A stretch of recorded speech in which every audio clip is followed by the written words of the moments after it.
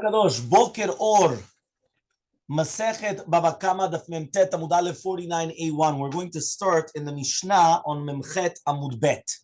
Says the Mishnah, Shor Shaya Mitkaven Lechavero V'ika et Haisha V'yaseu Yiladea. So you have a shor that's mitkaven to gore another shore, his friend. A shore that's going to gore another shore. V'ika et Haisha. Now instead of going the shore, the other shore was a good one. He pulled out of the way and boom, he gored a woman. And the woman was pregnant. Yatsu Yiladea. And obviously she was mapila. She had a miscarriage. Patur midme vladot. The shore is patur from paying the dme vladot. והאדם שהיה מתכוון לחברו והיכה את האישה ויצאו ילדיה, משלם דמי ולדות. But what was a person? He wanted to come and punch his friends. He goes, boom. The other guy was good. Well, whoop. What happens? Oh, boom, and it went right into a woman's stomach. Boom. יצאו ילדיה. He has to pay for the דמי ולדות. כיצד משלם דמי ולדות? How do you pay for the דמי ולדות? Says, Shamin et Aisha kami yafa she'ad shelo yalda. Kami yafa mi she'yalda. We're going to evaluate. If we would take this, so therefore, here it comes and it says like this. It says, right, that we're going to evaluate this woman if she would be sold as in the shuk as a shivcha. How much is she worth when she's pregnant, and how much is she worth without the pregnancy? And therefore, and that's what she has to pay the difference, right? That's what the guy has to pay the difference, okay? Amar Rabban Shimon Gamliel, says Rabban Shimon Gamliel, Im ken, if so, mishaisha yoledet mishabachat. He says what? If you're going to sell her as a maidservant, after she gives birth, she's worth more. I'm going to ask you a question. You want a cleaning lady. You're going to get a cleaning lady that she's pregnant? Or you're going to get a cleaning lady that after she's already, that she's, doesn't make sense. If you're going to evaluate her like a shivcha in the shuk, she's worth more when she's not pregnant, not when she's pregnant. Doesn't make sense. Ela shaminet avladot. Right. We don't come and start saying about, right? No, we come and we say we're going to evaluate how much are the children worth. That's it. Nothing to do with a woman sold in the shuk as a shivcha. But how do you evaluate? Huh? There's a Mishnah. Venoten la ba'al. The money goes to the husband. Meaning, don't think that the money should go to the woman. The money goes to the husband.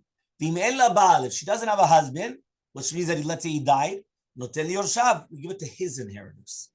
Hayta shivcha v'nishtachrera. If she was a shivcha Kenanit and then she was freed, right, and she got married to an Eved Kenani, which was mishuchrar, or a gioret, patur. He doesn't have to pay anything. Why? She has no family. She has no family. Now, again, remember, I don't care about blood relatives because the second that she was freed or a gioret, they have no blood relatives. Meaning that you have to remember that a ger is not family to the family members. Meaning you could bring me an ID or you could bring me whatever you want, a birth certificate, but it doesn't matter. A ger is a ger, right? A gioret is a gioret. So even though they could say, yeah, but this is my father, this is my mother, I don't care. I apologize. You have no family. And therefore, since there's no family, right? He's patur from paying the dmei vladot. Yeah, completely patur from paying the dmei vladot. Make sense? Yeah. Deja vu. No, because he gioret. If she's a gioret, she has no family. And la family. That is, even though you're going to say no, but they do have family. No, there's no family. Yeah, but this is her mother, her real mother, her real father. No, that's nothing. It's nothing. Zenada. It's nothing. Yeah, no biological parents. Exactly, it's nothing. You completely start from zero, from Ephes. Yeah, ad kedei kach, there's questions of Yerushalayim.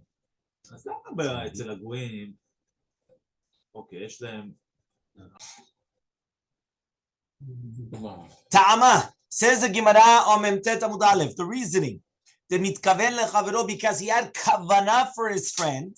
Hamitkaven laisha. But if the shore did have kavana to get the woman, obviously you would have to pay the dmei vladot. So why don't we just say that this is going to be a question against Ravada Barava? Says Ravada Barava, shvarim shenitkavnu laisha peturim midmei vladot. Right, when you have shvarim that they had kavanah to come and to gore the woman, they're going to be patur from dmei vladot. What does that mean? Here it's written mifurash.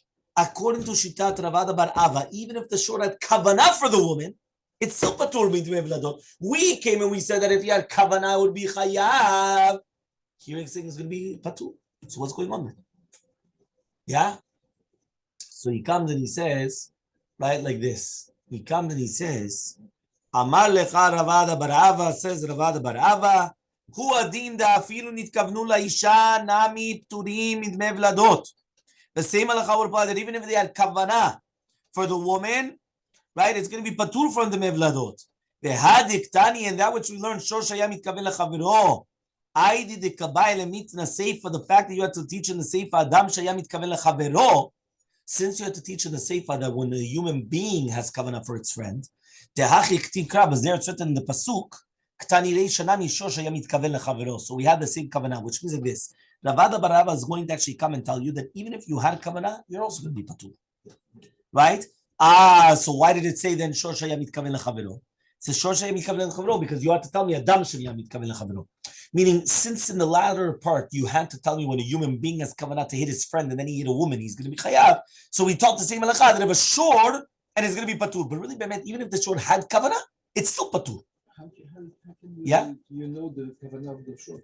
You see the way that it's going to go. It's running. You see where it's heading. But maybe his kavanah is to have the fruits that are behind or something else. Nah, you could come. You see it's running after. There's no fruits. There's no nothing. He's running after a shore. All of a sudden, the shore last second just runs away, and then the woman is just right there. Boom. It's afraid of nose. Nah, he's. You could normally tell. For a man, it's okay, but for an angel, you could tell. Says the Gemara, Amar Papa, Rav Papa says, Shor shenegach et hashivcha v'yatzu yeladei mashe'en devei vladot. A shor that causes a shivcha and the children come out, he does have to pay for dmei vladot. My tama, what's reasoning? Chamrata me'abarta be'alma hudazik. Because he was mazik a chamora me'uberet. So he has to for sure pay. Ta'amar Krab, as the pasuk says, Shavu lachem po im hachamor. Hamor, which means an eved is like a hamor. Yeah, an eved is like a hamor or a shivcha, the same thing. So therefore, what's the difference now between the shivcha with the vladot of you're going to be chayav? What's the difference? If he comes and he gored a hamor, and now he took out the children of the hamor, he's not going to pay. Obviously, he's going to pay. So same thing. What's the difference? Hamor. Yeah, you have it. Fine. The Gemara said, "Keitzad meshalem dmei vladot."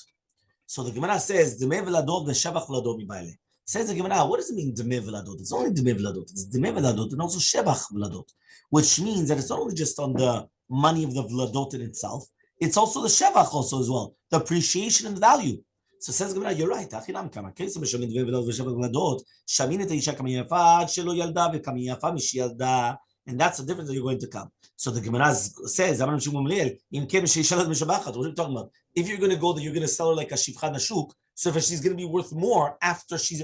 Imagine right, you're going to tell me a woman is going to be worth much more working after she gives birth than when she's pregnant. When she's pregnant, she can't move, right? She's got a basketball in her stomach, right? And she can't... You're going to tell me she's going to be cleaning like a regular woman. Iowa. So he says, Micah Amar, what's going on here? What are we saying exactly? So Amar Rabba says, Achi Kamar, this is what it means to say. Does she become better before than after?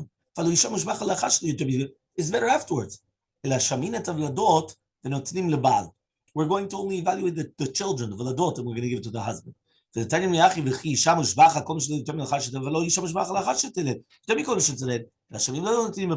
Rava comes and he says, this is what we actually have to learn. Right? He says,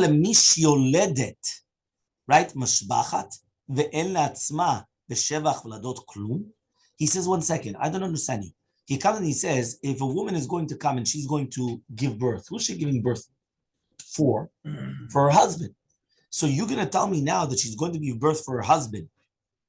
And who's it going to? To the husband. So therefore, we're going to give the shevach d'mei gufa, right? Because she's bloated or because she's got extra kilos on her, right? And she doesn't get anything. First, ela shamin et vladot v'notrin lebal, the shevach vladot cholkin. He wants to say like this: he wants to say that there's something which is basically, there's the shevach vladot, which is basically the shevach of the gufa isha, and then there's the vladot itself.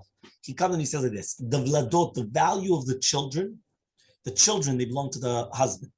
So since the children will belong to the husband, so therefore what happens is it goes to the husband. The mevladot to the husband. But the shevach to mevladot, you should divide it between the woman and the husband, because she's the one that's carrying the child.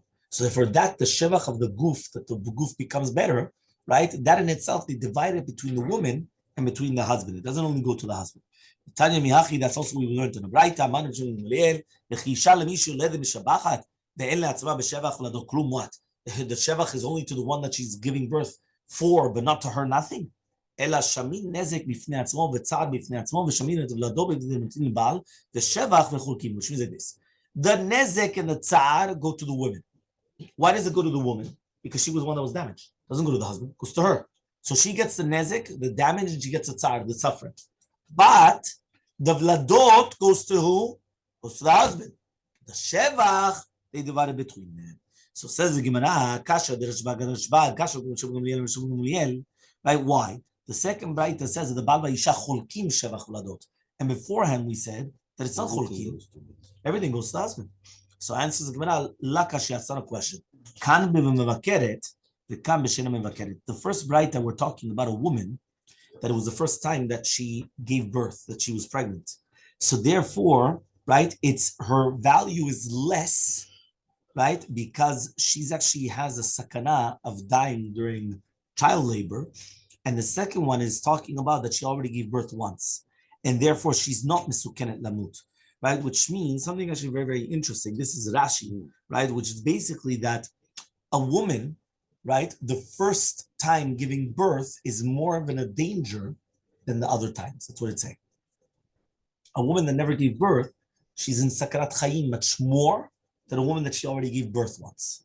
So therefore, if it was, she was mevakeret, which means that it was the first one. So therefore, since she's misukenet, right, lamut, so therefore her value is less. But after she already gave birth once, now her value is going to be more.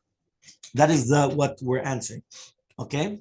Which is very interesting. I don't know if this actually does, you know anything of this insights? Yeah, it exists. It's less danger for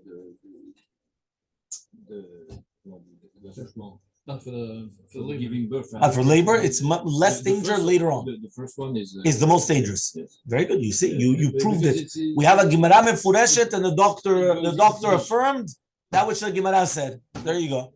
Nullipar and multipar. If it's the seventh, the fifth, it's easier. Very good. And the rabbis say, Shevach v'ladot nami lebal. Even the Shevach v'ladot goes to the husband. My time, what's the reason? As we learned in the right time, from that which is written, Yatsu Yeladea, if you're going to say Yatsu Yeladea, the children came out. So it means obviously, why? They don't know she was pregnant? Obviously, if the children came out, that means she was pregnant. So Matamulomar, what does it say? He hit a pregnant woman. And then Yatsu Yeladea. If you already say Yatsu Yeladea, it means that she was pregnant, obviously. You can't say that she had a miscarriage if she wasn't pregnant. Obviously, she was pregnant. So Lomar Lecha Shevach Harayon. That when it says Isha Hara, the Herayon is the pregnancy, the Shevach also goes to the husband. V'Rashbag. He says, Rashbag, what does he do with the word? Right? Isha Hara, that he hit a pregnant woman. So he says, he needed it. The Tanya. Rabbi Eliezer ben Yaakov says, Le'olam eno chayav ad sheyakenna keneged bet harayon. Because it says, according to them, you know when he's going to be chayav? He's only going to be chayav if he punches her in the stomach, in the place where she's pregnant. What happens if he slapped her on the back? Or he pushed her and she fell on her arm? Or I don't know what. So therefore, he comes and he says, in such a case, they learn from the word hara that you have to hit her in the place of hara. You have to hit her in the place of hara with a hey, yeah, hey resh hey, right? That's where you're going to have to hit her in order to be chayav. Okay, in order to be chayav, it's only have to hit her in the place where she's pregnant. So Amar Rav Papa says, "Lo tema keneged bet harayon mamash, ala kol heicha desalik be shichma lavlad." any place where it's going to be the chamimut from the blood, right? Which is basically kol chalal guf, that they have like the inner place. La puki yad v'regel, but not on the yad v'regel, which means like this. If I'm going to come and I'm going to hit her over here, all right, you're going to tell me that's where the baby is. Yeah, well, because there something happened. But that's what he's saying. He's learning from the word hara. Then agefu isha hara. He's learning that you're only going to be chayav if you hit her. So now he comes and he says to Rav Papa that don't tell me it's exactly where the baby is in the amniotic sac. It's actually the entire inner area. Meaning like the how do you call this area? The torso area. Not torso. The torso area. Can be in the back also where the baby. Well, I guess so because that's where the Verim Pnimi are. But it has to be there. It cannot be the yad, the reggae. It cannot. You understand? It cannot be those places. So why right? when you scared the... Huh? Says the two dots. Aita shivcha v'nishtachrera. So we come and we said that if she was a shivcha and she was freed, or she was a gioret, so the guy that comes and hits her is going to be patur. Yeah, why? Because obviously we're talking about that she was married to a ger, and therefore the husband died without yorshim. Okay, because he was a ger, so he didn't have any yorshim. Okay, but obviously if they had children after the gerut, so obviously they're 100% their children. So here we're talking about that she got married to a ger, and the husband died without family, and that's the way it is. So Amar Rabbi Kamma, and he says, Lo Shano, what are we dealing with? Ela shechaval ba b'chaya ger umet ger. Right? He hit her when the husband was alive. Remember, the husband had to be a ger. Because if the husband was a regular Jew, so obviously there's a lot of family members there. Right? There was probably whatever. You know, he could, if he didn't even have children, brothers and sisters, the brothers and sisters goes up to parents, then if all the uncles and cousins, I'm saying, you're always going to find some family members. So he says it had to be that he was talking about a ger. So what happened? He hit the mazik hit this woman b'chayeh hager, meaning that the husband was alive. Okay, and afterwards the ger died. Kevin the chaval b'chayeh ger, because since he already hit him during the lifetime of the ger, zachabe ger. So the ger was zochenet. For Kevin the met again, and once the ger dies, so zachabe umin ger. So now he was zoche from the ger, but what happens now? Chaval balachar mitat again. What happens if he hit her only after the husband already died? So imagine she's right now married to a ger, and the ger dies, and all of a sudden somebody comes and hits her and makes her lose a child. How much me skin because this was the child of the ger, right? But now that's it. Now he lost even that, right? But now he hits, right? He hits her afterwards. Zach yala ihi begavayu umechayev l'shalom ela ledida. He has to pay her. Meaning, when do we say that the mazik is going to be patur? Only if, when he hit, the ger was alive. So since the ger, which was the husband, is alive, it goes to him. Now he dies. So now when he dies and there's no yorshim, so now this guy is zocheh from it. But, right, what about now in this case now? In this case, the ger already died before. So from when he hit the woman, it goes to her. So now that it goes to her, he's not patur. He has to pay her. So he pays her the money. So Amar Rav Chasta says on Chasta, Mari Dichi, right? He says, this Bal Shmua, Atu Vladot Tzraderinu. He says, what? Are children considered like money? The Zachya Behu, that she could come and she's going to be Zocheh, right? That the woman could be Zocheh from the Hefker when the husband dies? Like, what is this exactly? Ela itele Baal Zachel Rachmana, letele Baal lo. He says, no. When the husband's alive, the Torah gave the money to him towards Yorshim. However, when the husband's not alive and he doesn't have Yorshim, right, the Torah didn't give it to anybody, which means that the guy's patur completely. It's not like something that you just like, just start handing on the ball. You should be patur completely, right? That's the shita of Rav Chasta. So, Meitzvei, so we're going to ask a question on Rabbi from the right. So we said you give nezek and tzad to the woman, and then we said to Mevladot, go to the husband. Im ena bal noten yorshav, right? Now he says if right now the husband is not alive, ena bal b'chaim, so then you have to give it to the yorshim, right? Ena isha, if the woman is not alive anymore, noten yorshea. So therefore you come and you see, right, that he comes out and it says over here that the guy which is chovel, he's going to be zocheh in the money. So says the Gemara, he comes and he says, Amri umiadifim matznitin. Is this Braita better than our Mishnah? To kimna shechaval b'chaya ger umet ger. Hachanami chaval b'chaya ger umet ger. we can make an ukimta, just like in our Mishnah. This sounds exactly like Lashon as our Mishnah. So just like in our Mishnah, we made an ukimta, that when the guy hit the woman, the husband was alive, and the husband was a ger. And then the ger died. So it's like in this case. And then it makes sense. What's the problem? Or if you want, you can answer. Even if you're talking about that it was after the death of the ger. Memteta mubet, 49b. Yeah? Utani zachta. And therefore we learned zachta with mevladot, which means not zacha. Zachta. She was zocha in the mevladot. And since she was zocha in the mevladot, it goes to her. So why don't we just say then it's a machloket? So lema katanai. Why don't we just say it's a machloket tanaim? What is a machloket tanaim exactly? It says Bati says sheniset lager, a regular Jewish woman that she gets married to a ger. Venitabra mimenu, she becomes pregnant from him. Vechaval ba bechaya again, and somebody comes and hits her in the lifetime of the ger, and then she loses the child. Noten lager, you give it to the ger. After the mitat ger, tani chada, one of them taught it's going to be chayav, one of them taught it's going to be patur. My love tanaim. So one second, if somebody saw it said chayav, one of them said it's patur. So machloket tanaim. So why don't you say it's machloket? Meaning, if right now the husband died and now somebody hits the woman, there's machloket tanaim. Is it that the guy's patur legamre because it was only the mevla that goes to the husband, or was it now it goes to her? Because it was only if the husband's alive, it goes to him. If there's no husband, so then it goes to her. The Gemara, and that's it. We don't have to do anything else.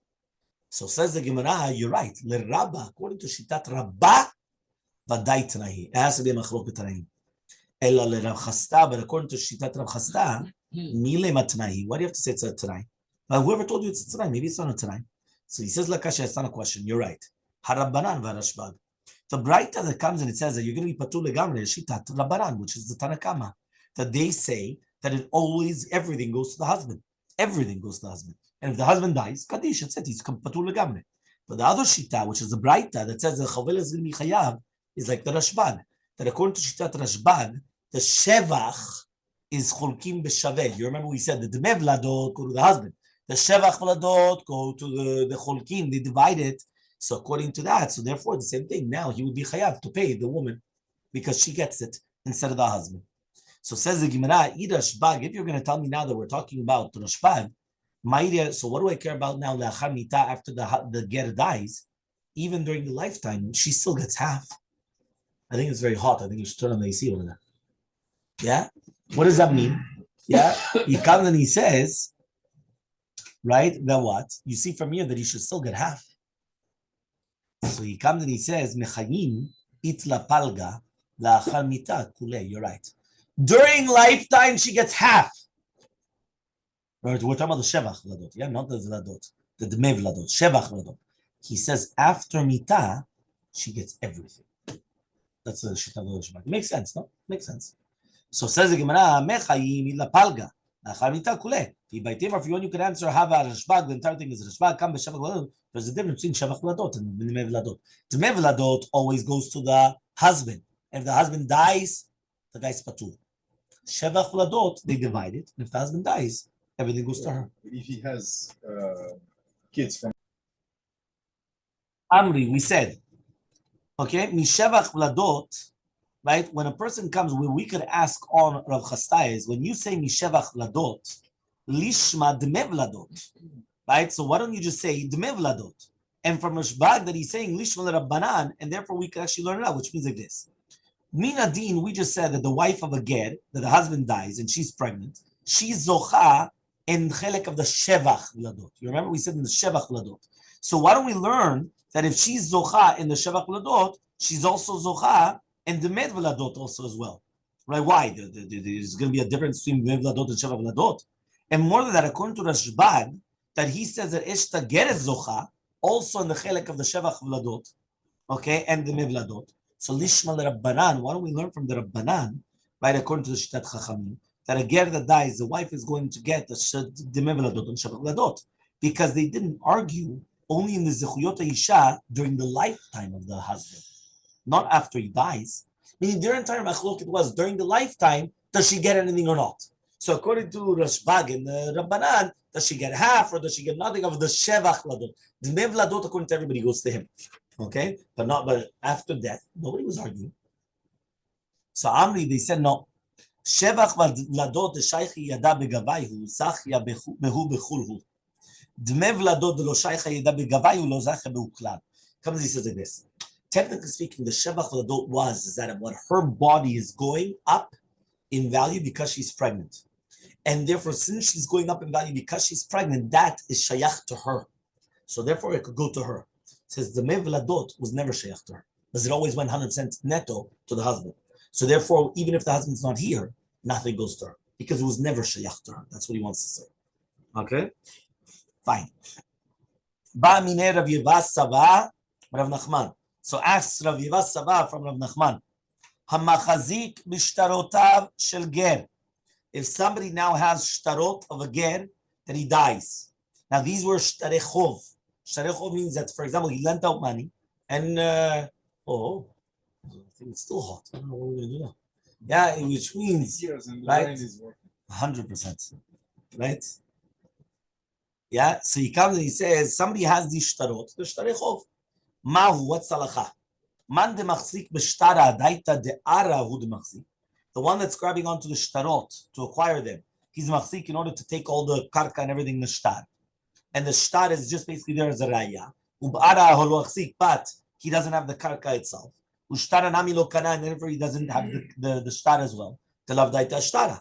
Or dilma daita nami ashtara, or is it also on the shtar? That's the question, which means like this. One more time. When a ger passes away, his property is ifker. And since the property is ifker, right, he could go to, right, let's say he could go to David's property, take whatever he wants, right? Why? He comes and he says, right, the entire concept is, right, he comes and he says, it's a, right, it's a free-for-all. They just come, they grab, and that's it. Yeah, fine, no problem. Now the question is now, right, he comes and he says, but he has shtarot now. So now, this guy has a shtarot. So what do we do when he has a shtarot? Do we say that the shtarot, he's got his mind on the karka, but at the end of the day, he doesn't have the karka? So the only reason why he had the shtar was for the karka. Remember, the shtar was like a proof that he's holding on, so that way when the ger dies, he's not going to have the shtarot, and then he could collect. For 1 second, but his mind was on the karka, but he doesn't have the karka. So there, or do we say, no, his mind was also on the shtar. So if he was acquiring the shtar, and then he could collect the karka. That's the question. So Elmaleh, he comes and he says, yeah, ane mori, my master should answer me. He says, what did he grab the shtarot for? To use them as a bottle cap? Like, why does he have shtarot? For what? Obviously, it's because of this. So the guy was smart. So Elmaleh, no, he says, no, it was. Latzor. He was using it as bottle caps. He was using it as of course it was. Okay? So therefore, according to this, you can't actually bring any type of a proof. Okay? So Amar Rabba.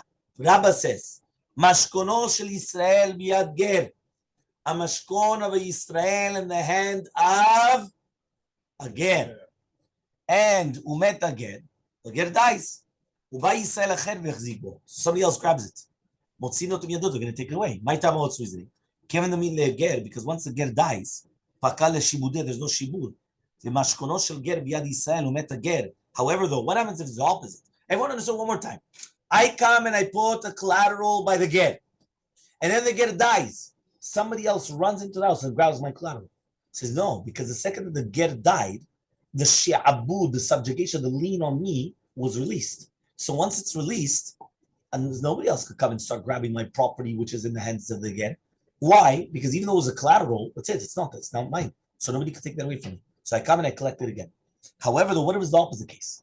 Mashkono shel ger. The ger came and he put his property of his Yad Yisrael, and then the ger dies. Somebody else comes and he's going to grab it. Right? This one took his money, and this one took the rest, which means one more time. The ger came and he left me a car. Now the car was extra value than the loan. The loan was for, 100,000, and the car was worth 150. Right? So what happens is the ger dies. The car is by me. Mordechai comes and he's a smart cookie. So he comes and he says, can I just drive the car for a minute? It takes, I give him the key. I didn't know that the ger dies. He comes, boom, I made a chazakah. It's my car now. Smart cookie. Yeah. So what happens? Says the Gemara, I acquired 100,000. Why? Because he owed me 100,000. So that car was subjugated to me for 100,000. So therefore, that comes to me automatically. The extra 50,000 go to Mordechai. Mordechai gets the rest, the remainder. Okay. Okay, fine. Vamai. Ask the Gemara why. Yeah. You see. Yeah.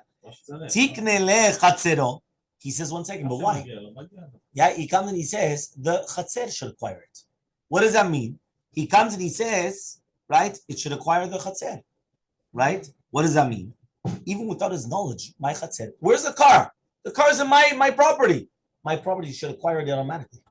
It's my chatzer. Answers the Gemara Amri, when do we say these words?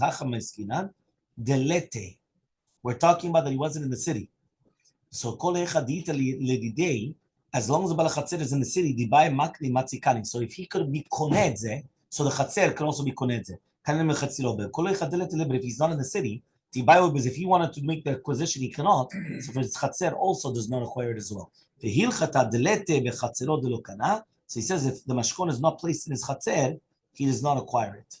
And therefore the one that grabs it is acquiring it, al shiur by the extra. However, the mashkon and the Chatzer al-malveh is kolen lo chatzero, right? Even if he's not going to be in the city. Okay? So that means even if the guy's not in the city, the halakha is that he does acquire it. Okay? That means in the case of Mordechai, it doesn't help. Why? Because since it was in my property, it doesn't help. Only if it wasn't in my property, then Mordechai could pull such a fast one, right? Because he's very fast. But if not, then it doesn't help. If it's in my property, even if he pulled it, I could tell you, kol hakavod, thank you very, very, very much, but it belongs to me. Next Mishnah. Okay? Mishnah. Memtet Amud Bet, 49b. To be or not to be? So does it belong to you?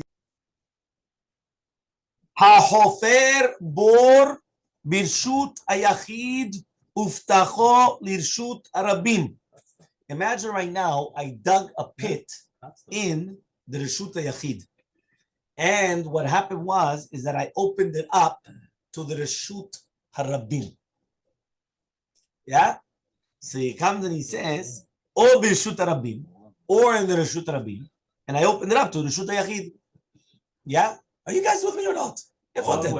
Always. Just Okay. fix your problem. If you want to fix my problem, pay off the loan. One more time. Hachofer bor b'reshut hayachid. Somebody digs a pit in the Reshut Yachid, and then he opens it up to the Reshut Rabim, or in the Reshut Rabim, and then he opens it up to the Reshut Yachid. B'reshut Yachid uftacho Reshut Yachid acher, or in one Reshut Yachid and he opens it up to another Reshut Yachid. Hayav. He's going to be chayav in all 3 cases, right? Well, it makes sense. No, the first case is pashut. He did in Reshut Yachid, but he opened up to Reshut Rabim. So for that's it. Or Reshut Rabim, he opened up to Reshut Yachid. Obviously, it's going to be chayav if somebody in the Reshut Yachid falls into it. Reshut Yachid to another Reshut Yachid is going to be chayav in all these 3 cases. Says the Gemara, Tanu Rabbanan hachofer bor Reshut Yachid uftacho Reshut Rabim, which was the first case. Hayav. That's the bor which is written in the Torah. These are the words of Rabbi Ishmael. Rabbi Akiva Omer, Hifkid Rishuto v'Hifkid Boro. Ze bor amud b'Torah, which means like this. The question that we were talking about was, what is the case in the Torah? So the first case of the Torah, meaning the first case, according to Rabbi Ishmael, the Torah is talking about where you actually made a bor in the Reshut Yachid, and then you came and you opened it up to the Reshut Rabim. But according to Rabbi Akiva, no. You made it in the Reshut Yachid, and then you are mafkir your Reshut, but you left your bor. So you still own the bor. You don't own the Reshut. Now the Reshut became the Reshut Rabbi. Okay, that was the bor amur b'Torah. So Amar Rabba comes and he says, "Bebor Reshut Rabim kul amal opri michayev." Obviously, if you come and you dug in the Reshut Rabim, there's nobody that argues. Everybody says you're going to be chayev. Like it just doesn't make sense. You can't imagine you're going to go down on Harding. You're going to make a pit. Obviously, you're going to be chayev. There's nobody. My tama Amar ki yiftach, right? Or ki yichreh. If you're going to be chayav, even if you opened up a bor, so imagine right now in the digging, you're not going to be chayav, obviously, right? Ela barada,